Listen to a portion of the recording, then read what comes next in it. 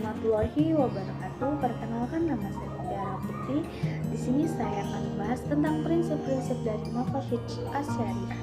Yang pertama, secara bahasa Maqasid Asy-Syariah itu terdiri dari dua kata, yaitu maqasid yang artinya kesengajaan atau tujuan, dan syariat artinya jalan menuju sumber air. Ini pula dikaitkan sebagai jalan ke arah sumber pokok kehidupan. Lalu, adapun tujuan dari maqasid adalah untuk kemaslahatan manusia.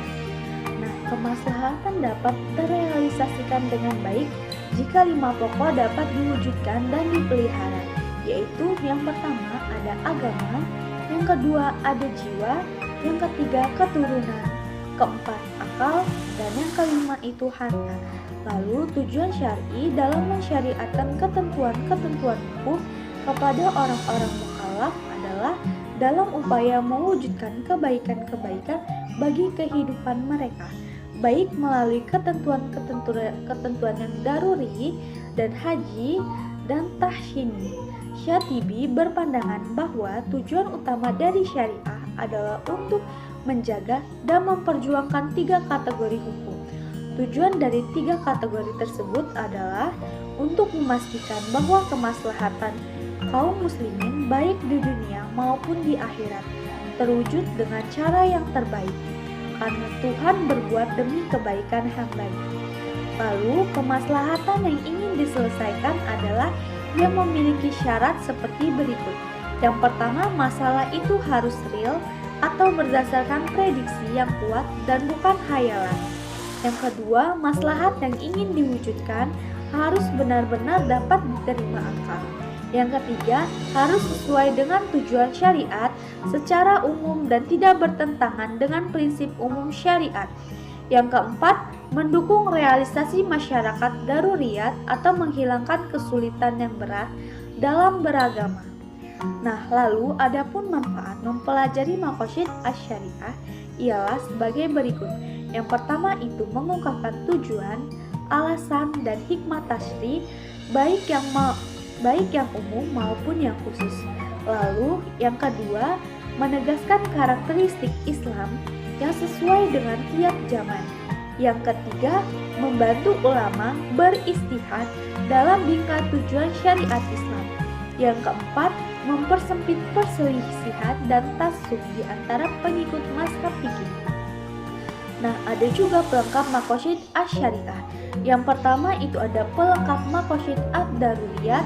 Ketika Tuhan mensyariatkan sholat untuk menegakkan dan memelihara unsur agama. Syar'i memerintahkan agar sholat itu dikumandangkan dengan azan sesudah masuk waktu dan dikerjakan dengan secara berjamaah sebagai kelengkapannya. Yang kedua ada pelengkap Maqasid Hajiyat. Tak kala syara memberikan kemurahan kepada orang yang sedang dalam berpergian untuk mengqashar sholatnya. Lalu disempurnakan kemurahan itu dengan diperbolehkan menjamaknya. Lalu ketiga ada pelengkap Maqasid Tahsiniyat. Syar'i mewajibkan bersuci untuk menegakkan urusan tahsin. Kemudian kewajiban bersuci itu disempurnakan dengan aturan-aturan sunnah bagi bersuci. Tatkala syar'i mensunahkan menyembelih hewan kurban, disempurnakan perintah itu agar binatang yang dikurbankan dipilih dari binatang yang tidak cacat. Nah, sebagaimana dijelaskan dengan berulang kali bahwa tujuan hukum perundang-undangan ialah untuk mewujudkan kemaslahatan dan menolak kemudaratan bagi manusia. Maksud tersebut dapat terwujud karena perintah dan kewajiban syariat dilaksanakan dengan sebaik-baiknya dan dijauhi segala larangannya. Pengetahuan dan pemahaman yang benar mengenai sebab-sebab perintah itu dikeluarkan menjadi pendukung utama untuk menaati perintah syariat, karena sebab-sebab syariat dikeluarkan selalu mengikuti status hukum musababnya.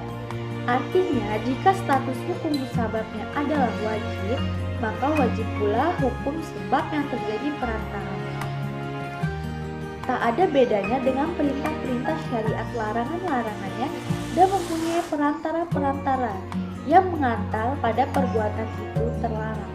Tidak logis apabila suatu perbuatan itu dilarang, sedangkan perantaranya diperbolehkan. Nah, Oleh karena itu, perantara atau wasilah dari suatu larangan yang kuat seharusnya lah mengikuti status hukum yang diperantarai, yaitu terlarang juga.